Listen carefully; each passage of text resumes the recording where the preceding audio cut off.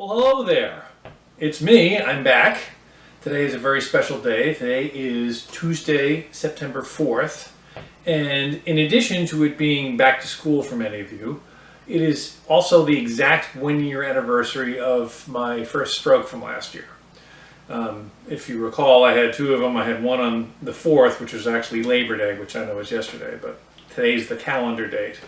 And then I had a second one on the 21st.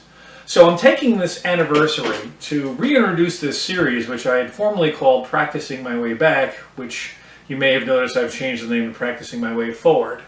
I kind of want to keep it going as a continuing way of processing all kinds of stuff, the entire experience, my own learning, and your learning, and hopefully there'll be a bunch of stuff that you can take away from that. The biggest thing that I've learned from this whole experience, looking back, I've had a chance to reflect a year out from this thing, and there's been a lot of thoughts and a lot of emotions. The single biggest thing that I've taken away from this, though, is my own mindset. I think the most important thing that I learned was about the plasticity of my brain and the ability of human beings to constantly be learning and constantly be relearning. My stroke erased certain pathways in my brain, and I was able to rebuild them through practice and through effort. And on that subject, we're going to go into my basement now because I want to show you something. So here's what I wanted to show you. There's two of these big lugs filled with music that I've written. There are sketches, there are complete pieces, there are experiments. This has got stuff dating back to 1983. The earliest piece was modeled after a Bach Prelude and Fugue. It's got some other cool things that I've written for my jazz groups. It's got chamber works. It's literally everything that I've ever done. So why would I keep this? And why am I showing it to you? The biggest thing that I would love for you to take away from this is what it represents. There are two big things that it represents. First and foremost, this represents effort. This is all the effort that I have put into my life as a musician and documented since 1983. I've actually been playing music since 1977, but this is where the physical documentation starts.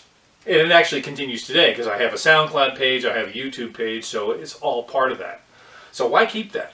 I'll be honest with you, 99% of this stuff, no one's ever going to hear. I don't want you to hear it. They're not what I wanted them to be. They're not where I need them to be. So why keep them? The simple reason is it's part of my story, and it's a really important part of my story. This, for me, is a constant reminder of the amount of effort that I put into, and the fact that what I do, and I'll say what you do, is not the result of ability or talent or a gift or something that has just in you. It's all effort. Everything you can do, you can learn. This is all learning. This is all effort. This is all struggle. This is all making mistakes and learning from those mistakes. Every piece in here, okay, this had some cool stuff to it. Let me work with that, and I create this piece. But this wasn't quite where I wanted it, so I can create this piece. It's endless. Your learning is endless, and your potential is endless. As long as you understand that it's not a function of talent or ability. Even though people may say things like, "Oh, you're so talented. You're so good." When people say that to me, I like to say I accept that as a compliment because I believe it's coming from a positive place. But I usually say something effective, "Yeah, I work hard," and that's the key, guys. So. Start building your own 2 crates full of stuff, and you can also drive your spouse crazy by schlepping them everywhere you go. So we're going to pop back upstairs now. So there it is. Sounds awfully simple, doesn't it? That's because it is. The hard part for many of us is recognizing it because we feel so often that we're not good enough and so is so much better, and we make comparisons, and just ignore all that. It's not a race. It's just about you and where you are and where you can go. So always keep that in mind. Those are those 2 things. There's no going backwards. There's only going forwards. So I'm going to be doing more of these. I don't think I'm going to be doing them on a weekly basis because I frankly don't think I have that much to say.